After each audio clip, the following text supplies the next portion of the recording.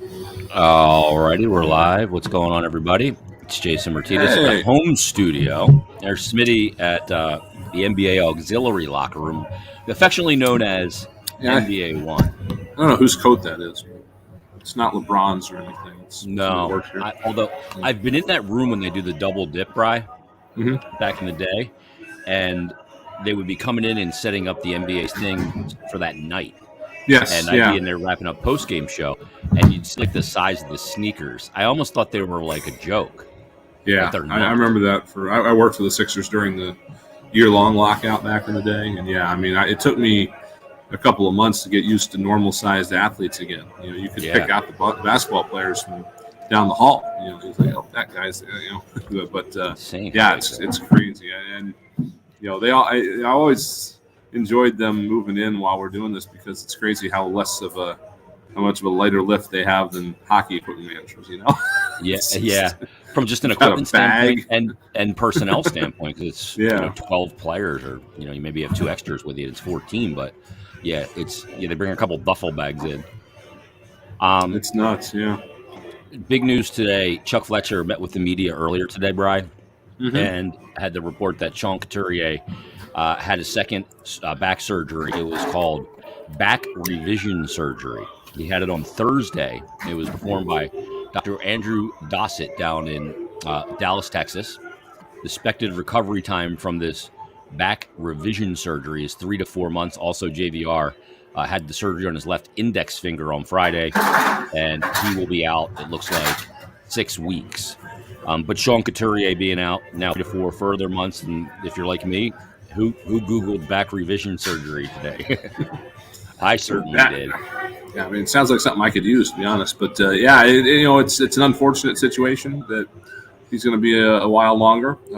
But I don't think it's the end of the world for this team as it is right now. He's already been out of the lineup. It's not like he's coming out of the lineup like he did in January or December or whatever it was. So, they've learned how to cope without him.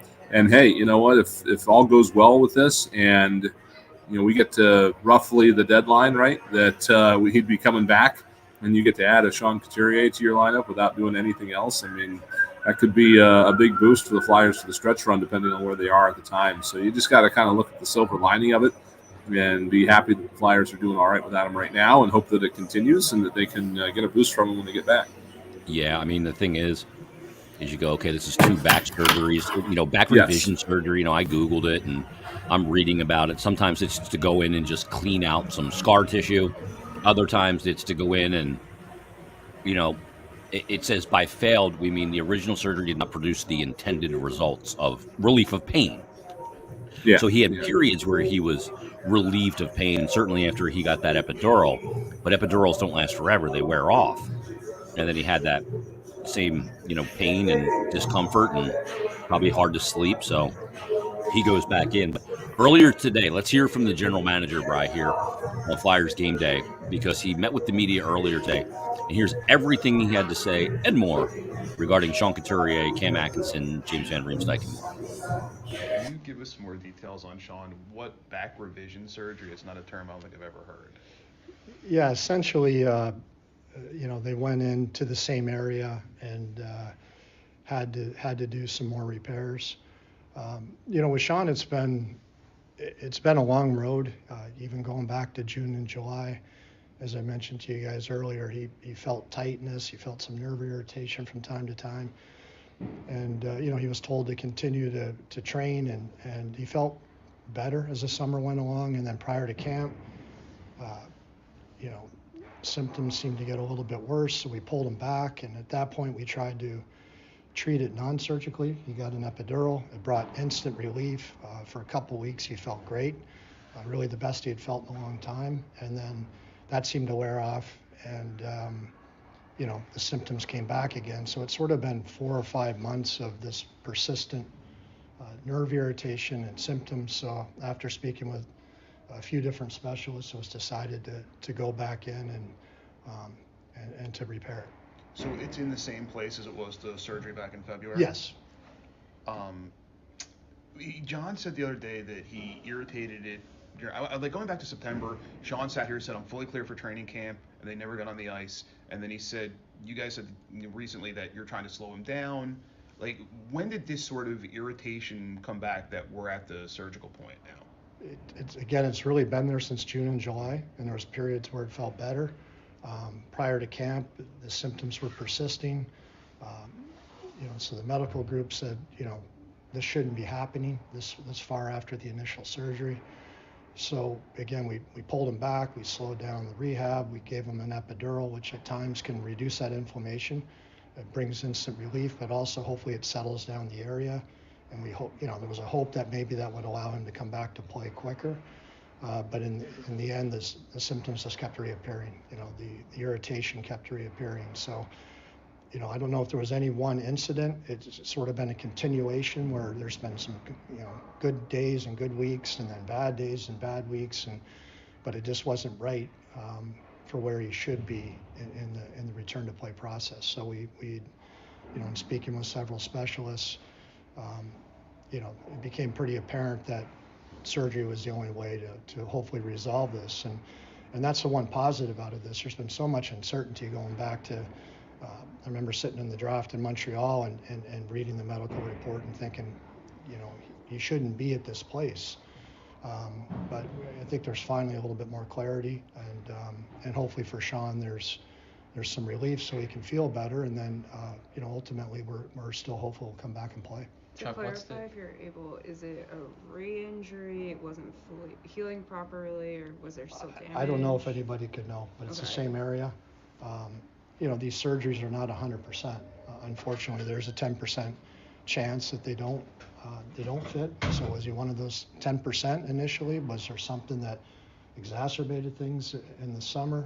I don't know, but it's been a frustrating process. But again, I think finally we have some clarity, and I think we're going to get Sean to a better place. Chuck, is there a read on how this could affect his career long term? Like, do doctors feel like this surgery can help him get back to feeling normal completely, or is this something that can maybe hamper him?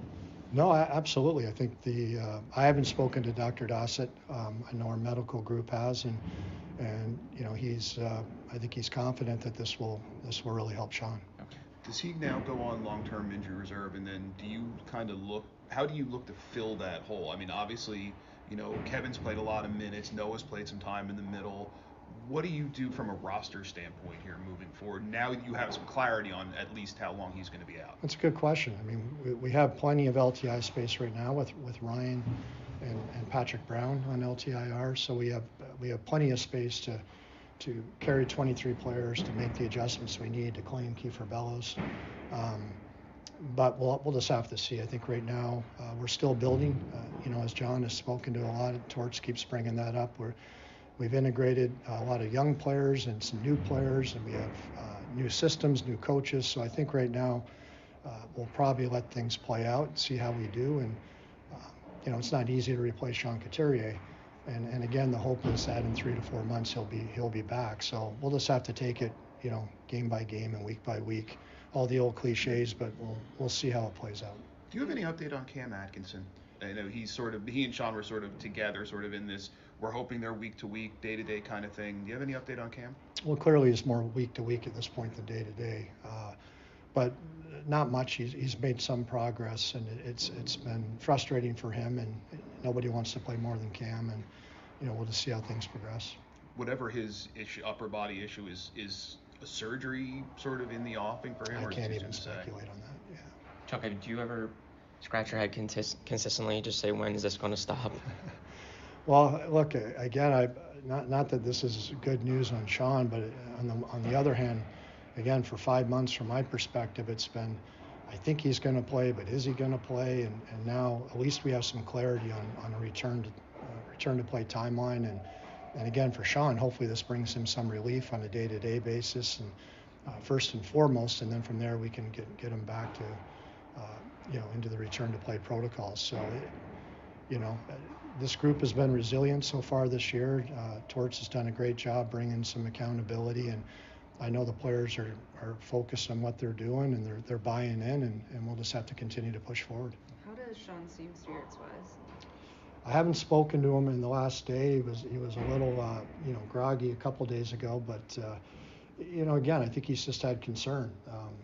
Again, even I remember speaking to him in July. He's like, should I be feeling this way? And 4 or 5 months after the surgery at that point. And so I think for him, I think there's some relief again that we've made a move and he feels comfortable with that. And again, I think he's looking forward to. He really wants to play, and I think he's hopeful that this will give him a chance to come back. Is he back home yet, or is he still in Texas? No, he's still. What's the ETA for him to come back at least? Hopefully by the end of the weekend or early next week, but just want to make sure that the doctors are comfortable before he comes back. And you're confident, Chuck, that he could actually come back this season and make an impact if all goes well? Yes. Yeah. I am. Yes. Okay. We got a new coach too. Great. Oh, All right. All right. thank you. Thank you very thank much. you guys.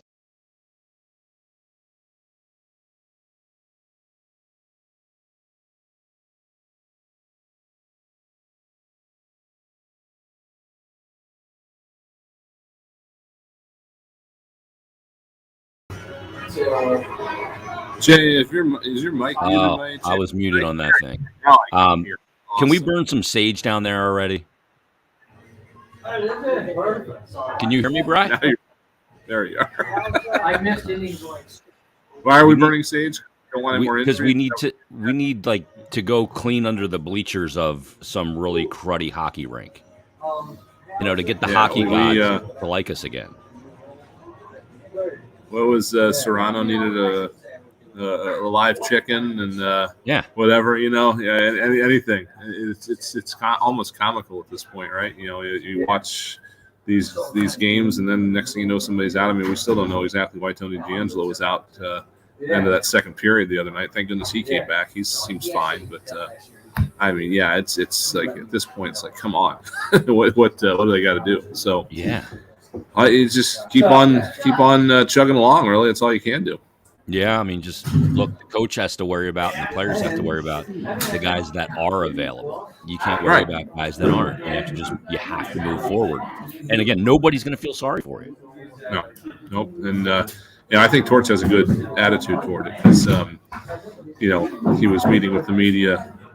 I guess it was this morning, and they asked him, so what's your thoughts on what's your reaction to Couturier news? And he says, no reaction. Just Coach the guys that are here. forms a lineup with the guys they have. You don't sit there and lament that your top line Selke winning center is not in the lineup. You use the group that's on your board. They got a board up there. It's got names on it.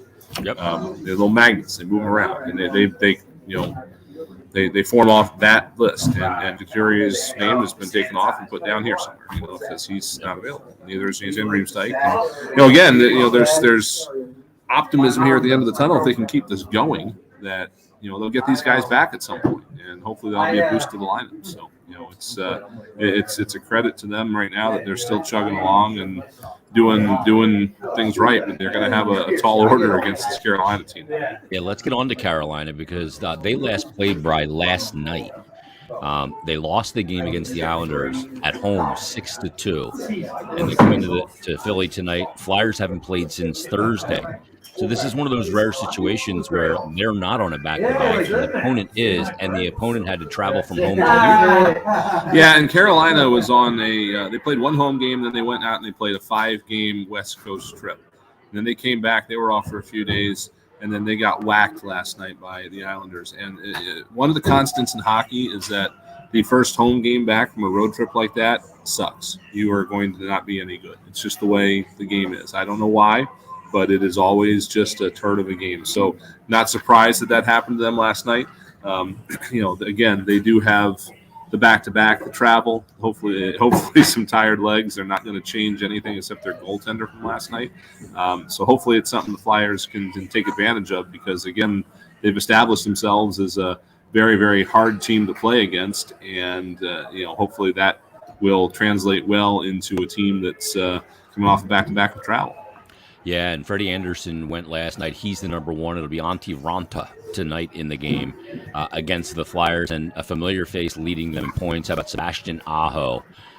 Dynamic player. Both he and Svechnikov and Martin Natchez each have 9 points, 4 goals, 5 assists for Aho and Natchez, and Svechnikov has 7 goals and 2 assists, and 3 of those are power play goals and 4 points on the power play. So that's something you got to be very cognizant of when you can throw out guys like Svech, Aho, Natchez, that blue line they have with Brent Burns, and obviously, others. And I mean, so this is a team that you got to stay very disciplined against, so that way you don't put yourself in a situation for them to get the power play opportunities. Yeah, absolutely. And at the same time, their speed and all that stuff you just described, that a lot of times results in you taking some penalties. So that's the double-edged sword there. You can't you can't play them too hard and put yourself down, but at the same time, you also have to try to contain them. And so it'll be very interesting to me to see how the Flyers approach this tonight. The kind of the way it was approached the other night was that essentially Tortorella shrunk it down to the top 2 lines by the end of the game because he felt the other 2 lines were kind of overwhelmed. And so we'll see what happens tonight. We're going to get our first look at Kiefer Bellows, and so he might have to be kind of eased in a little bit. I don't know. We'll see. But I wouldn't be surprised to see him leaning on the Lawton line and the other top line. I don't know if he's got Lawton tonight or not, but those top 6 guys I think might be leaned on tonight down the stretch, depending on how things are going. And it looks like Kiefer Bellows is going to play with Morgan Frost. Is that correct? That's what I understand. Yeah, we didn't have a chance to see it formally on the ice or anything like that, but that's what we're told. Let's see if I can get the lines now and the combinations. But I did see also that it looks like Rasmus Ristolainen is not going to be put with Travis Sanheim just yet. So here's the lines in warmups versus the Canes. Hayes centering Farabee and Konechny, Lawton centering Cates and Tippett, Frost centering Bellows and McEwen, Sedlak centering Delarier and Allison, Provorov and D'Angelo, Sanheim, Braun, Sealer, and Ristolainen. Carter Hart gets the start. So there you go. Yeah, we were told that not necessarily be surprised if you see Ristolainen move up there with Sanheim at some point, but they're going to leave him as is for this to start. So they're going to start with that setting, and we'll see if things have to pivot at some point. We're going to join our radio audience in about just 2 minutes' time. Yeah, Renee says, what, Burns is not with the Sharks anymore? No, he's not. We're to get out there. We were talking last week about how the Sharks, it's so strange to see them without those guys that were there for so long, Burns and Couture and Patrick Marleau and guys like that. It's just weird. It's very bizarre. And Burns has been around a long time. He's part of that 03 draft, I want to say. Yeah, I think so. I think you're right. Oh, my goodness. Yeah, he's been around a long time. Yeah, he's the 03 draft. He was taken 20th. It was a great draft. And he's 37 years of age. I think he's still got game. Yeah, that was the Richards, Carter, Braden Coburn draft. Mm-hmm. All those guys that came out of that, that legendary Canadian World Junior team that was in that birth year. So some of those guys are still going, yeah, absolutely, and they've all had great careers. Yeah, there's been a lot of really good players to come out of that one. Marc-Andre Fleury, I believe, went in that draft number 1. I think Eric Stahl went 2. Yeah, that sounds right. Now. Yeah. Coburn goes to Atlanta at 8th overall. Ryan Suter's in that draft in the first round. Dion Phaneuf, Carter at 11. Dustin Brown was in that draft. Brent Seabrook. I mean, the names. Zach Parise, Ryan Getzlaff, Brent Burns. I mean, Mike Richards, Ryan Kessler. I mean, just what a draft that was. Yeah, and I think that's I don't know if we're going to be that good, but that's what they're talking about for next year. Yeah. How about Pavelski taken in the 7th round in that draft? Holy cow, right? Wow. Yeah, that's bananas. Sorry, I'm trying to make sure my mic is closed so I don't cough all the time. I'm dealing with this RSV thing. Chemo's another guy that was late. He was back when they had 10 rounds. He was in that realm. He was drafted in a round that doesn't exist anymore. Yes, yeah. He would not have been drafted if he was drafted. All right, here we go. We're going to pick up our radio audience.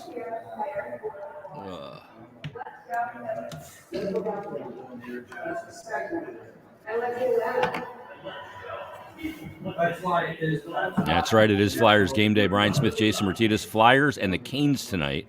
An opposition for the Metro. They played the Devils. That was a Metro Division matchup.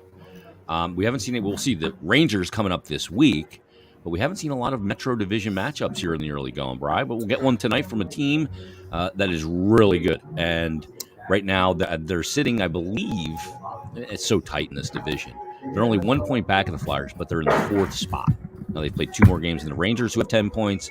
One less game than the New Jersey Devils, who have 10 points, and the Flyers have played the same amount of games with 10 points, and the Flyers sit at the top of the division. And the Canes are one of those teams, very stingy. You're going to have to work to get your goals because they are 3rd in the NHL in giving up goals the least amount in the NHL. So that's a Rod Brindamore team. Yeah, I mean, it's just stupid in the early going right now with the parity in this league. You got the Bruins at 16 points, and then you've got, I think, another it might be all 10 teams that are remaining between 10 and 8 points. I mean, it's nuts. Everybody, Florida's a little bit ahead too, but everybody is just so bunched up here in the early going. So everybody's off to a good start, which is why you can't really afford to have too many hiccups here in the early going. Carolina did get kind of poked last night on their home ice coming off a long road trip. And so they had to travel up here last night after that. And you can be sure that they want to wash that taste out of their mouths tonight, and probably looking at this as a prime opportunity to do so against a Flyers team that they are fully aware gave up 109 shot attempts to the Florida Panthers the other night. So they probably are looking for an opportunity to do the same. Flyers got to counter that and try to limit those opportunities tonight. Yeah, and that's the interesting thing. Carter Hart gets to go for the Flyers again tonight, and at some point, the game last Saturday, the Nashville game, they were much better and didn't give up, high volume shots like they did certainly on, Thursday night against Florida. So you got to make it a little easier for your goaltender because it's not just the shots, it's the zone time. And I know he was gassed after that game the other night against Florida, and full value for the win. He battled his butt off, but he can't do that for you every night. They're going to have to provide him a little help. You know how you felt like they were under siege at the end of that game? Mm-hmm. Well, it's because they were. Took a look at the final 2 minutes of that game the other night. 17 shot attempts for the Florida Panthers in the final 2:04, and that's the time they were all at 6-on-5. 7 shots on goal and 8 attempts blocked. 2 of them did happen to miss it, but that's the equivalent of about 500 shot attempts per 60 minutes.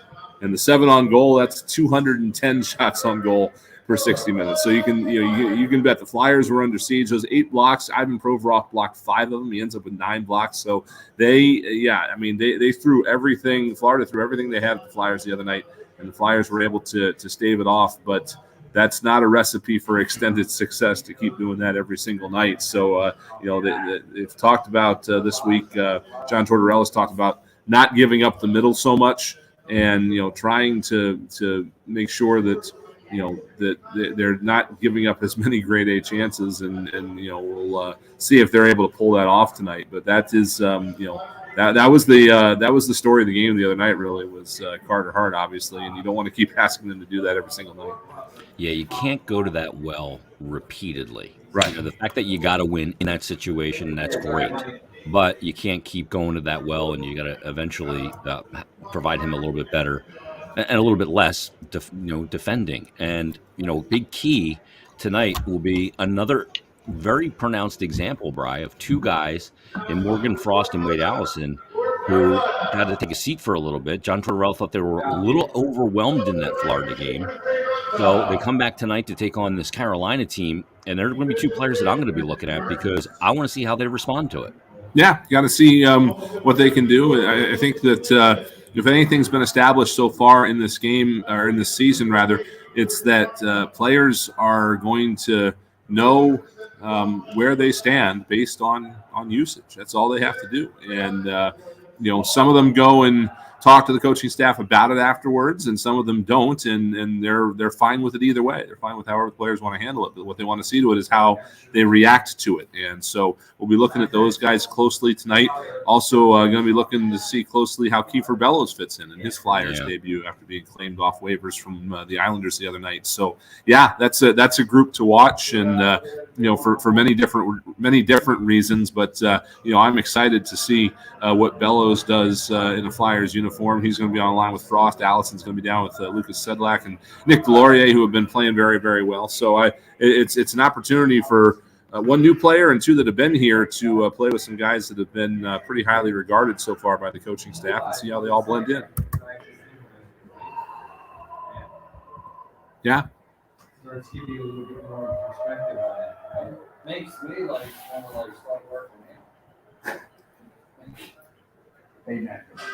Well, still on this camera? Oh, my bad. I don't know, some frames sometimes. It's weird. Yeah. Yeah, he played that first game and then got himself out of the lineup. He was behind guys like Ross Johnson and stuff like that, so he knew something was going to have to give there. And they had to get a defenseman back on their roster. They needed a roster hole, and so they tried to sneak him through waivers, and the Flyers grabbed him. So yeah, we'll see. You might have to get some of that timing back, but that's to be expected.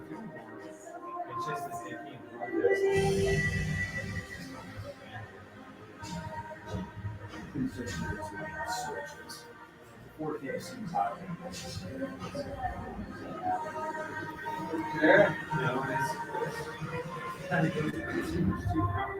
You gotta look at who has 4K TV. Yeah. Not everybody has that.